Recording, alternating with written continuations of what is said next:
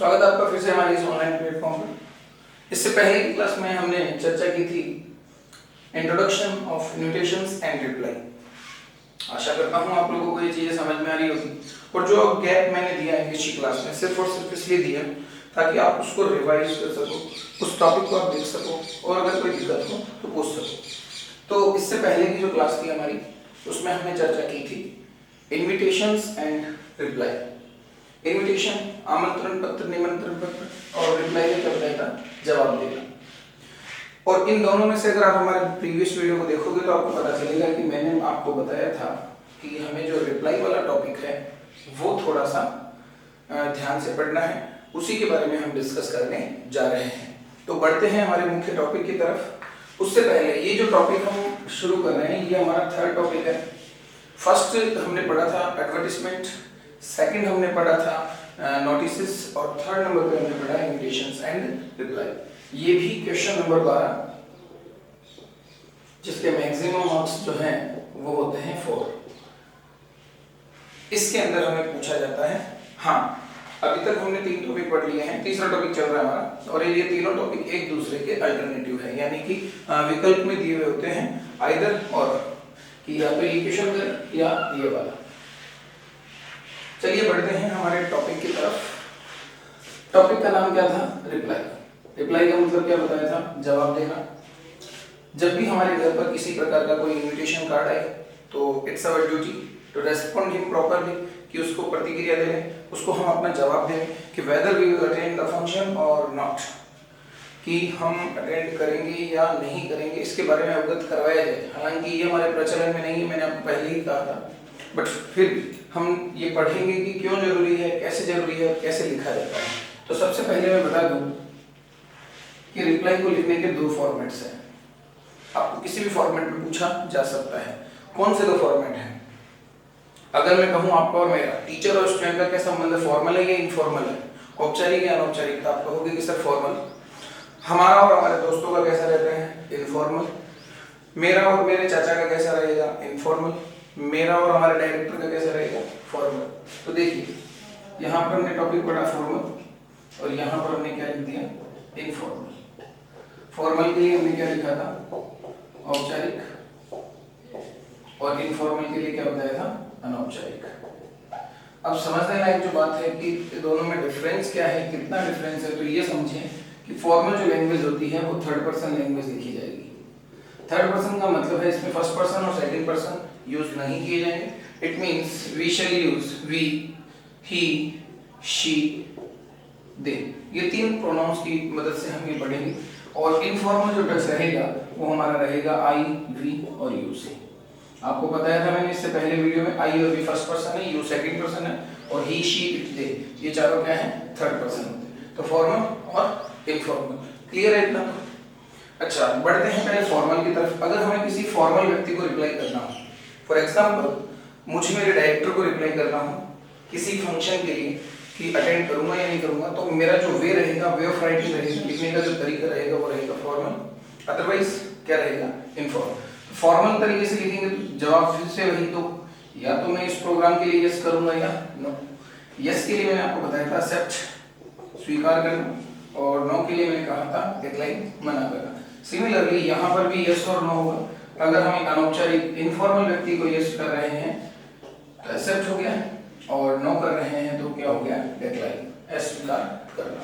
तो कुल मिला के टोटल फॉर्मेट कितने हैं, फॉर्मल में यस और नो 2 है, इनफॉर्मल में यस और no, third number and fourth number. तो इट मींस कितने फॉर्मेट्स है हमारे पास में, 4 फॉर्मेट है। मगर नहीं, मैं आपको इस क्लास के अंदर बताऊंगा सिर्फ और सिर्फ एक फॉर्मेट, और उसी फॉर्मेट को थोड़ा बहुत अदला बदली के माध्यम से हम ये कंप्लीट टॉपिक समझ सकते हैं। आपकी कॉपी में कितना नोट होना चाहिए, ये चीज जो भी, ये जो चीज है आपकी कॉपी के अंदर नोट होना चाहिए। इन द टॉपिक रिप्लाई इस तरह का एक डायग्राम बना के रखें कि ये 4 चीजें हमें समझनी है। इट मींस कि 4 में से कुछ भी पूछा जा सकता है। प्रश्न जो है वो किसी प्रकार का आ सकता है। फॉर एग्जांपल बात कहूं कि कोई क्वेश्चन आ गया, right and informal reply declining the invitation, तो कौन सा होगा, informal reply declining the invitation. Decline को आप रिफ्यूजल भी कह सकते हो, मना करना, तो ये क्या हुआ, ये वाला फोर्थ फॉर्मेट हो गया। अगर आ गया right a formal reply accepting the invitation, तो कौन सा हुआ, फर्स्ट वन हो गया। इस तरह से आपको क्वेश्चन की लास्ट लाइन से ही क्लियर होता है कि आपको किस वे में लिखना है और एक्सेप्ट करना है या डिक्लाइन करना है। एक्सेप्ट का मतलब मैंने आपको यहाँ पर स्वीकार करना, इसको आप कंसेंट भी कह सकते हो, सहमति देना, और डिक्लाइन के लिए मैंने वर्ड लिख दिया रिफ्यूजल। ये तो टेंशन करने की जरूरत नहीं, ये वर्ड्स वोकैबुलरी अगर आपको अच्छी होगी तो डेफिनेटली आपको इजीली क्लासिफाई कर सकते हो कि भाई कौन सा क्वेश्चन पूछा गया है। तो ये चीज आपके नोटबुक में नोट होनी चाहिए। अब हम अपनी इस क्लास में, आज की हमारी जो इस क्लास होगी मुख्यतः, वो हम पढ़ने जा रहे हैं फॉर्मल का एक्सेप्ट करना। फॉर्मल का एक्सेप्ट करना हम इस क्लास के अंदर पढ़ेंगे। आई होप आप सभी लोग तैयार हो इसको पढ़ने के लिए। तो डेफिनेटली बढ़ते हैं हमारे टॉपिक की तरफ।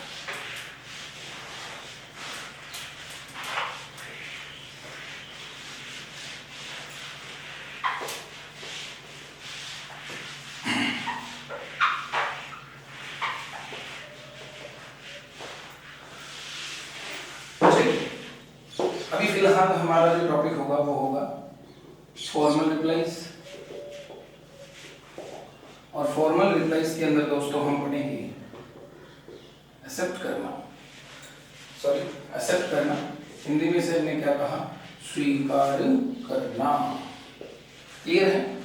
तो किस तरीके का आंसर बनाना है, तो उसके लिए सबसे पहले एक छोटी सी बात कि सर ठीक है, हमारे घर पे जब कोई इनविटेशन कार्ड आता है तो ठीक है हम सब रिप्लाई देंगे, मगर रिप्लाई में लिखे क्या, इस क्वेश्चन का आंसर बताऊं तो ये होगा कि रिप्लाई में हमें दो चीजें लिखनी है। एक तो अगले को देना है धन्यवाद, थैंक्स फॉर इनवाइटिंग, धन्यवाद कि आपने हमें इस कार्यक्रम पर याद किया। दूसरा होगा अपना यस एंड नो, दोनों में से कोई एक, यानी कि थैंक्स तो परमानेंट है, यस और नो। अभी क्या सीख रहे हैं, एक्सेप्ट करना, स्वीकार करना। इसका मतलब मैं यहाँ क्या लिख दूं, यस, इस नो को इरेज कर देता हूँ, क्योंकि अभी जो हमारा टॉपिक होगा वो सिर्फ इतना ही है, थैंक्स एंड यस। ये दो बातें हमें एक फॉर्मेट में बनाकर लिखनी है, that will be our reply. So किस तरीके का लिखना है, लैंग्वेज कौन सी यूज करोगे, first person, second person, third person, तो याद रहना चाहिए formal means third person language. देखते हैं, सबसे पहले आपको क्या करना है, एक फॉर्मेट बनाता हूं मैं, थोड़ा सा उसको कोशिश करें याद करने की, समझने की। देखिए मैंने यहां लिखा मिसेज मिस्टर, ये कौन है, ये इनवाइटी है या इनवाइटेड है, ये इनवाइटी है। इट मींस ये जो व्यक्ति है वो इनवाइट कर रहे हैं, नहीं, इसको हम समझेंगे पहले फॉर्मेट के बाद। कई लोगों को कंफ्यूजन रहता है, इनवाइटी है, इनवाइटेड है, आमंत्रण करता है, जिसको मिला है वो है, नहीं, ऐसा कुछ भी नहीं है। समझे पहले फॉर्मेट को, समझे। मैंने यहाँ लिखा ये जो व्यक्ति है वो धन्यवाद दे रहे हैं, किसको दे रहे हैं, इनको दे रहे हैं। तो अब देखो थोड़ा सा क्या सीख रहे हैं, रिप्लाई देना। मान लीजिए एग्जाम्पल समझिए दोस्तों, आपने मुझे किसी प्रोग्राम में इनवाइट किया, आपके घर पे कोई शादी थी, भैया की, दीदी की, आपकी, आपने मुझे इनविटेशन कार्ड दिया। अब इनविटेशन कार्ड मुझे मेरे पास आ गया, रिप्लाई कौन देगा, जवाब कौन देगा वापस, मैं ही दूंगा। तो सबसे पहले मेरा नाम होगा यहाँ, सबसे पहले मेरा नाम, मैं क्या करूंगा, आपको धन्यवाद दूंगा। यहाँ किसका नाम होगा, आपका नाम होगा। क्लियर है? ये रिप्लाई लिखने वाला, जिसको लिखा जा रहा है, जिसके घर में कार्यक्रम है, उसका नाम। कंटिन्यू रहेगा, थोड़ा जगह स्पेस कम है तो कंटिन्यू समझे इसको। मैं थोड़ा सा कर देता हूँ।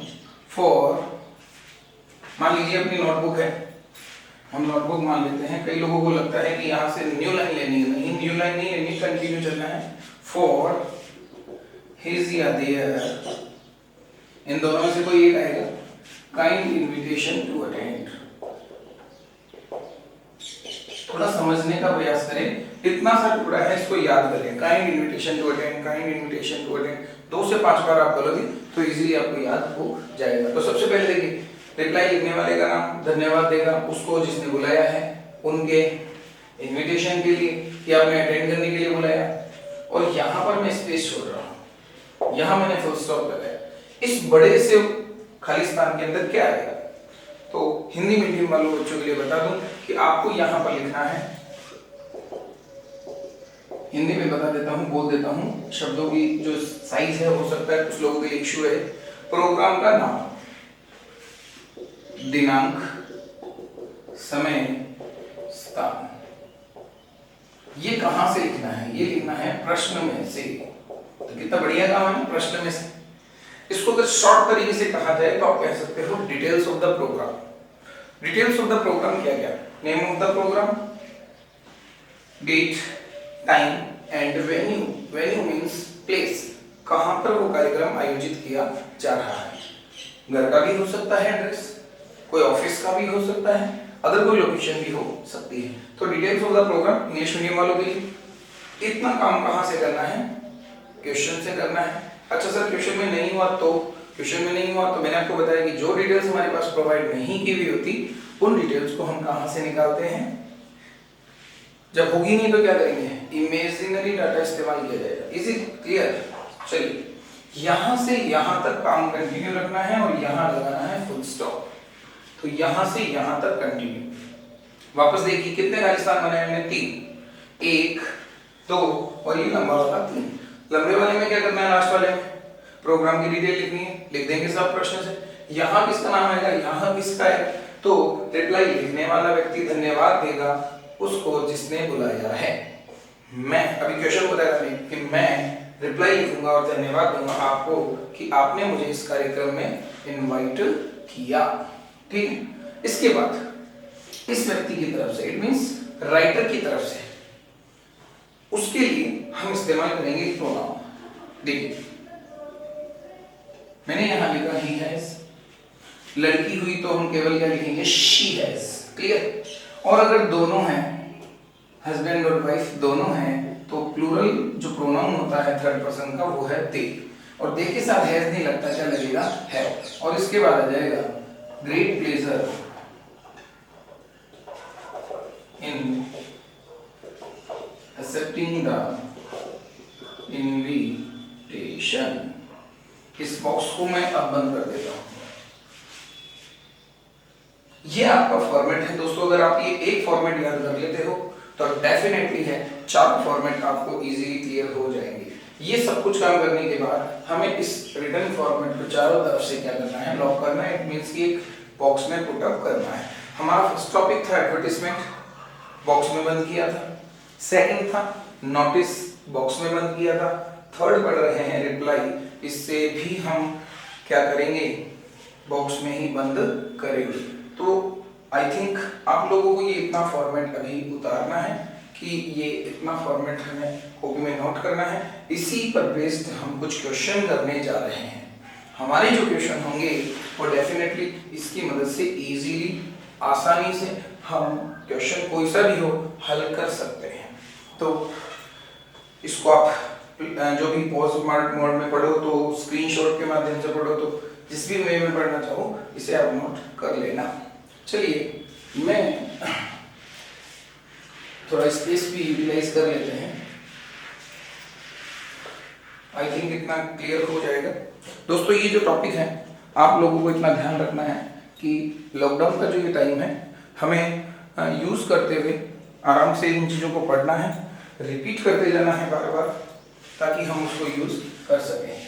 Time is very precious and you know very well the time and tide wait for none. समय और लहरें किसी की प्रतीक्षा नहीं करती। एक बार जो समय वेस्ट हो जाता है वो कभी लौट के नहीं आता है। सो 12 तो पढ़नी ही है, तो डेफिनेटली ये चीजें पढ़नी पड़ेगी। तो ये चीजें पढ़ें आप।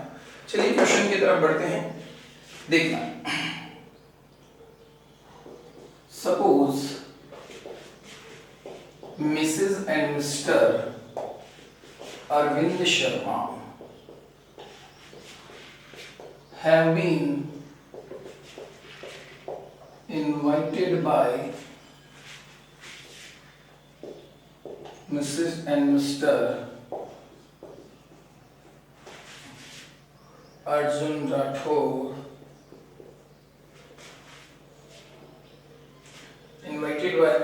Arjun Rathore to attend their marriage anniversary program on, आज 15th है तो हम कर लेते हैं इसको 25th of July 2020 at 6 PM at their residence। यहाँ आपको फुल स्टॉप मिलेगा और उसके बाद लास्ट लाइन होगी यहाँ पर राइट अ फॉर्मल रिप्लाई, क्योंकि यही चीज सीख रहे हैं तो इसी को हम समझेंगे। Accepting the invitation. I hope आप लोगों को ये कैमरे में अच्छी तरह से दिख रहा होगा। आई चेक फर्स्ट कि क्वेश्चन जो हमारे पास गिवन है आपको बोर्ड पे दिखाई दे रहा होगा कि आगे ऊपर से पढ़ने को तो यहाँ लिखा हुआ है suppose Mrs and Mr Arvind Sharma have been invited by Mrs and Mr Arjun Rathore to attend their marriage anniversary programme. या हम इसे मैरिज एनिवर्सरी भी कह सकते हैं, प्रोग्राम लिखने की आवश्यकता नहीं है, मगर क्वेश्चन में जो सा गिवन है वैसा ही यूज करेंगे। On 25th of July 2020 at 6 PM at their residence write a formal reply accepting the invitation। आपको इस क्वेश्चन में इजीली क्लियर पता चल रहा है कि फॉर्मल तरीके से हमें एक्सेप्ट करना है। मैंने पहले ही कहा था कि हमें क्वेश्चन की लास्ट लाइन से ही पता चलेगा कि हमें किस तरह का क्वेश्चन प्रिपेयर कर रहे हैं। तो फॉर्मल में यस करना है और ये फॉर्मेट भी वही हमने एक्सेप्ट किया था, ठीक है। अब क्वेश्चन में किसने बुलाया, किसको बुलाया और प्रोग्राम की डिटेल, ये तीन चीजें हमें निकालनी है ताकि इस फॉर्मेट में आसानी से हम लिख सकें। तो ये फॉर्मेट जो है फिलहाल मैं इसे मिटा रहा हूं ताकि क्वेश्चन का आंसर किया जा सके। कैसे आंसर करना है वो चीज आप समझेंगे। ये आशा करता हूँ ये फॉर्मेट आपने अच्छी तरह से उतार लिया होगा नोटबुक के अंदर, क्योंकि फॉर्मेट के बिना कोई भी चीज अधूरी रहती है। दोस्तों ये ना समझे कि ये फॉर्मेट एक फिक्स फॉर्मेट है और हर जगह एप्लीकेबल है। एप्लीकेबल तो हर जगह है, परंतु ये आपके टीचर पे डिपेंड करता है, ये आपके स्कूल पे डिपेंड करता है, या आपके कह सकते हो ट्यूटर पे डिपेंड करता है कि वो किस तरह का फॉर्मेट लिखते हैं। ये फॉर्मेट हमने अपने स्तर पर अपनी तरह से मॉडिफाई कर रखा है ताकि एक आसान फॉर्मेट बच्चों को मिल सके, ताकि किसी प्रकार की दिक्कत नहीं आए। चलिए आंसर की बात करते हैं। सबसे पहले हमने क्या किया, एक बॉक्स बना लिया। आपको बॉक्स को एक चीज का ध्यान रखना, बॉक्स नीचे से बंद नहीं करना है। 4 से 5 लाइन का बॉक्स बना के छोड़ दो। क्यों? अगर टॉपिक नहीं है, बॉक्स पहले ही बंद कर दिया ब्लू पेन से, तो फिर इरेज कैसे करोगे? व्हाइटनर वो यूज नहीं करना है। कई लोगों के दिमाग में आ जाता है सर व्हाइटनर रखते हैं, नहीं बेटा। Suppose Mrs and Mr Arvind Sharma have been invited by Mrs and Mr Arjun Rathore. ये दो नाम आपके सामने हैं, पहले किसका आएगा बाद में किसका आएगा, तो आपको देखो पढ़ने पड़ेगा। मिसेस मिस्टर अरविंद शर्मा जो है ये यहाँ पर देखिए मुख्य बात है, हैव बीन इनवाइटेड बाय, इनको बुलाया गया, बाय के द्वारा। किसके द्वारा बुलाया गया? अर्जुन के द्वारा। इसका मतलब अर्जुन के घर पे कार्यक्रम है, अर्जुन के घर पे कार्यक्रम है, इसने बुलाया किसको? अरविंद को। अब रिप्लाई किसकी तरफ से होगा? अरविंद की तरफ से होगा। यहाँ पैसिव कंस्ट्रक्शन साफ दिखाई देगी, और जब यहाँ पे मैंने बॉक्स बना दिया है पैसिव कंस्ट्रक्शन दिखाई दे तो आपको फर्स्ट नेम फर्स्ट यूज करना है, सेकंड नेम सेकंड यूज करना है। क्वेश्चन में जो भी हो जैसा भी हो दैट्स ऑल। चलिए सबसे पहले अरविंद की तरफ से रिप्लाई होगा, तो जैसा क्वेश्चन में इसकी श्रीमती जी साथ में है तो साथ में ही रखना है, घर पे छोड़ के नहीं जाना है। क्वेश्चन में जैसा गिवन है वैसा का वैसा ही लिखना है। अगर यहाँ पर केवल मिस्टर लिखा हुआ होता तो हम भी डेफिनेटली मिस्टर ही लिखते, अदरवाइज मिसेज एंड मिस्टर लिखा हुआ है तो मिसेज एंड मिस्टर ही इस्तेमाल करना पड़ेगा। चलिए Mrs and Mr Arvind Sharma. सबसे पहले हमने क्या किया, रिप्लाई लिखने वाले व्यक्ति का नाम लिखा। कहां से लिखा? क्वेश्चन से लिखा। ये व्यक्ति क्या करेंगे? धन्यवाद देंगे। तो सबसे पहले देखिए मैं अब एक क्वेश्चन आपसे पूछ रहा हूं कि थैंक लिखूं या थैंक्स लिखूं, दोनों नहीं लिखने हैं। तो आप सबसे पहले बताइए, जब सब्जेक्ट सिंगुलर होता है तो वर्ब में क्या जोड़ते हैं? एस या यस। जब सब्जेक्ट प्लूरल होता है प्रेजेंट इंडेफिनिट टेंस की बात कर रहा हूँ। और जब सब्जेक्ट प्लूरल होता है तो वर्ब में ऐसे एस नहीं ऐड होता। तो बताइए फिलहाल एक लोग हैं या दो लोग हैं, एक व्यक्ति है या दो है, तो मैं कह सकता हूँ पत्नी जी साथ में है, तो ये क्या हो गया, प्लूरल हो गया। और प्लूरल हो गया तो हमें ऐसे एस इस्तेमाल नहीं करना। अगर आप सोच रहे हो कि सर केवल और केवल यही होता मिस्टर अरविंद शर्मा, तो भाई साहब सिंगुलर है तो यहाँ थैंक की जगह क्या आता, थैंक्स, एस जुड़ जाता। तो आई थिंक क्लियर हो चुका है कि थैंक और थैंक्स कब आता है। फिर बोलूं, यहाँ दो जने हो तो एस नहीं लगाना, जब पत्नी जी साथ में है तो एस की कहाँ आवश्यकता पड़ेगी। और जब पत्नी जी साथ नहीं हो, केवल और केवल एक ही बंदा हो, एक ही व्यक्ति हो, चाहे वो लड़का हो चाहे लड़की हो, तो अकेले को तो साथ की आवश्यकता है, तो साथ के लिए एस लगा दे। नहीं पता चला, सिंगुलर सब्जेक्ट सिंगुलर वर्ब के साथ एस और एस ऐड करेगा, प्रेजेंट इंडेफिनिट टेंस। प्लूरल के अंदर कोई ऐसे एस ऐड नहीं होता। चलिए नाम हो गया। इसके बाद उस व्यक्ति का नाम जिसने इनवाइट किया, कौन है, मिसेस एंड मिस्टर। अर्जुन, फिर कंटिन्यू रहेगा तो कोई दिक्कत नहीं है, राठौर। अब यहाँ क्या था, फॉर, फिर दो लफड़ा था, हिज एंड देयर, कि सर इन दोनों में से क्या इस्तेमाल करें। थैंक वाला तो समझ में आ गया, इसमें से क्या इस्तेमाल करें। तो आप जस्ट पहले देखिए कितने लोग हैं यहाँ, राठौड़ तो एक ही है, मगर राठौड़ के साथ देखिए पूरा पड़े, मिसेज एंड मिस्टर, दो लोग हैं जिन्होंने इनवाइट किया है। तो फॉर सिंगुलर के लिए क्या लगाते हैं, एक, और ये किसको शो करेगा, दो या प्लस, दो या उससे ज्यादा, मींस प्लूरल। प्लूरल तो देखिए फॉर के पहले क्या है, फॉर के पहले, जैसे थैंक के पहले आपने देखा वैसे ही फॉर के पहले देखना है सिंगुलर है या प्लूरल। वैसे सिंगुलर है तो हिज या हर लगाते, वरना देयर लगाए। फॉर देयर और चार अक्षर जो या चार वर्ड जो याद करने हैं, kind, invitation, to attend. Clear. Mrs. and Mr. Arvind Sharma thank Mrs. and Mr. Arjun Rathod for their kind invitation to attend. Attend के बाद क्या करना है, प्रोग्राम की डिटेल्स लिखनी है। कहाँ से लिखेंगे, तो देखिए आपने कहाँ छोड़ा, अटेंड, और यहाँ क्या दिखाई दे रहा है, अटेंड। ढूंढ लोगे कहाँ मिलेगा, सेकंड नाम के बाद डिटेल्स मिलेगी। मिल गया टू अटेंड, टू अटेंड तो कॉपी क्यों करें, बाकी जो बचा हुआ है लिख लें। Their marriage anniversary programme on 25th of July 2020 at 6 PM at their residence।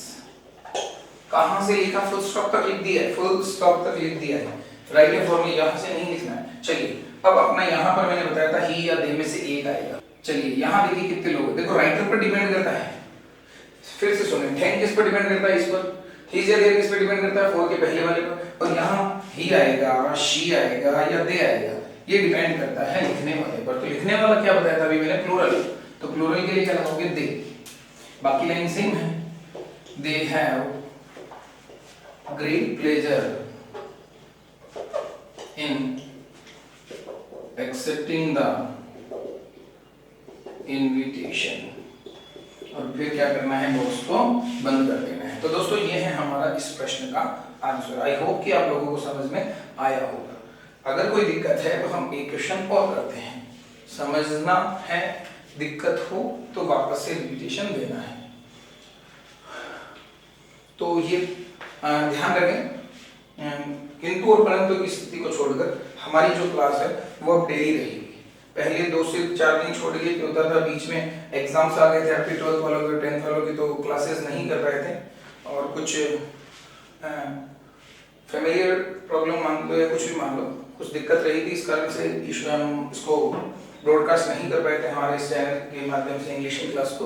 तो डेफिनेटली रोजाना मिलेगी, किंतु परंतु की स्थिति को छोड़कर। सुख और दुख दोनों जीवन का संगम है, तो कभी सुख का समय हो या दुख का समय हो, तो ऐसी स्थिति में क्लास कह सकते हो कि थोड़ा सा ब्रेकेज रहेगा, बाकी कंप्लीटली आपको ये क्लास रेगुलर बेसिस पर मिलती रहेगी। एंड क्वेश्चन का आंसर बता रही है।